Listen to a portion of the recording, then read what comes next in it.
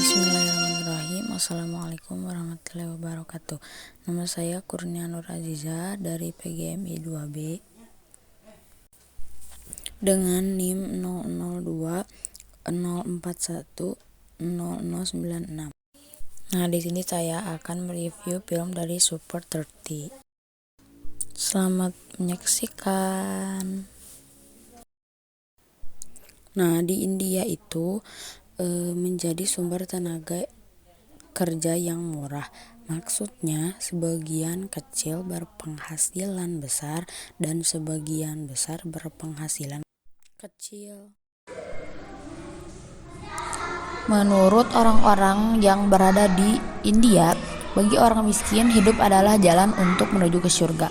Maksudnya berarti orang-orang miskin yang masih bisa hidup harus beruntung walaupun mereka tidak bisa mendapatkan pendidikan. Kehidupan bagi orang miskin adalah jalan menuju surga atau jalan yang terbaik menurut mereka. Hidup adalah hal yang sangat istimewa. Pandangan ini dalam PLSBT disebut dengan pandangan organismik atau pandangan yang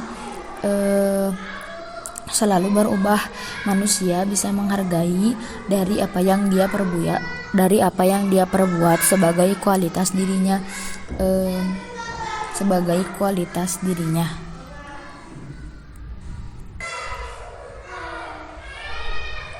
Negara India bukanlah seperti negara lainnya, baik Amerika ataupun Inggris dan negara lainnya yang menciptakan komputer atau disebut dengan alat elektronik yang canggih pada zaman sekarang. Di India, mereka mempunyai kalkulator manusia, yaitu orang yang sangat ahli dalam kalkulator matematika, yaitu Ananda Kumar. Ia adalah kalkulator manusia yang ada di India. Nah, negara inilah yang mempunyai teknologi yang begitu banyak. Orang-orang di sana sering menciptakan alat sesuatu dan menjual ke negara lain, seperti negara Cina, Jepang, Korea, dan lain-lain. Nah, alat-alat seperti komputer dan yang televisi, radio, dan lain-lain itu termasuk dalam contoh teknologi yang ada di negara tersebut. Nah, Ananda Kumar ini mempunyai potensi akal, yaitu kemampuan manusia untuk memahami semua hal yang ada di dunia ini, baik berkaitan dengan pengetahuan secara abstrak ataupun konkret. Nah, Anand ini mempunyai kemampuan dalam ahli matematika. Dia mampu mengerjakan soal-soal dan dia ahli dalam matematika. Di sini disebutkan bahwa semua orang berhak mendapatkan pendidikan, sedangkan Anand tidak bisa memasuki perpustakaan. Alhasil terjadi penyimpangan sosial karena adanya stratifikasi sosial atau tingkatan di sosial. Misalkan orang ini bisa membaca karena dia mempunyai izin, sedangkan yang satunya tidak bisa. Nah, di sini Anand tidak bisa menggali kebutuhan akan aktualisasi diri, yaitu memaksimalkan potensi dirinya untuk mencapai cita-cita tersebut. Dia tidak bisa mencapai cita-cita tersebut karena dari Menteri Pendidikannya tidak diizinkan atau dia telah dibohongi. Akhirnya Anand bisa mencapai cita-citanya menjadi seorang dosen ataupun guru di salah satu universitas di India. Dia bisa menjadi guru karena berkat salah satu orang yang mempunyai jabatan tinggi. Maksud dari perkataan hanya orang-orang berhayalan saja yang akan menduduki tahta, yaitu orang-orang tinggi saja yang mempunyai atau yang bisa mempunyai pendidikan, karena orang-orang yang kecil ataupun tidak punya uang, mereka tidak bisa memiliki pendidikan yang tinggi. Setelah beberapa saat, Anand ingin mengembangkan potensi anak-anak yang tidak mempunyai fasilitas lebih atau anak-anak yang kurang mampu, seperti orang-orang miskin, orang-orang yang tidak mempunyai orang tua, dan lain-lain. Dia membuka sekolah bagi anak-anak yang tidak mampu. Ini termasuk motivasi ekstrinsik atau motivasi yang didorong dari luar dan menguntungkan diri sendiri. Mereka jadi mempunyai potensi akal dan mereka tahu bakat dalam diri mereka masing-masing. Anand mempunyai kemampuan bertanggung jawab dari apa yang dia perbuat dan dia lakukan.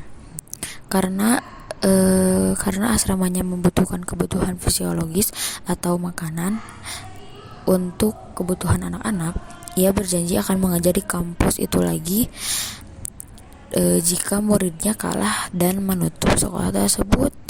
dan dia juga mendapatkan paksaan dari sikap-sikap orang yang mempunyai jabatan seperti kepala di kampus tersebut. Dari dorongan anak tersebut, yaitu yang disebut motivasi ekstrinsik, muncullah motivasi intrinsik atau dari dalam. Jadi anak-anak tersebut setelah dimotivasi, dia mempunyai motivasi tersendiri dari diri dia sendiri gitu. Mereka yang telah melakukan penipuan kepada anak dan adiknya, juga kepada keluarganya, itu merupakan salah satu penyimpangan sosial.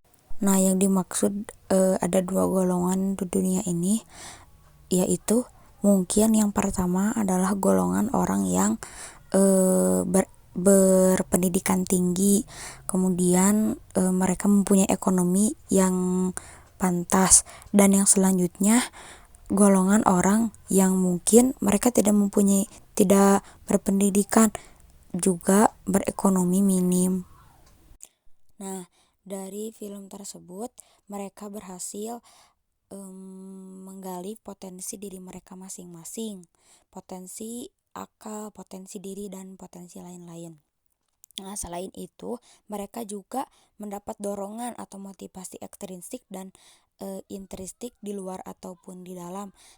Motivasi tersebut menjadikan diri kita agar lebih baik lagi, agar bersemangat lagi dalam melakukan segala sesuatu. Di film ini dibuktikan bahwa kita bisa menjadi apapun yang kita inginkan jika kita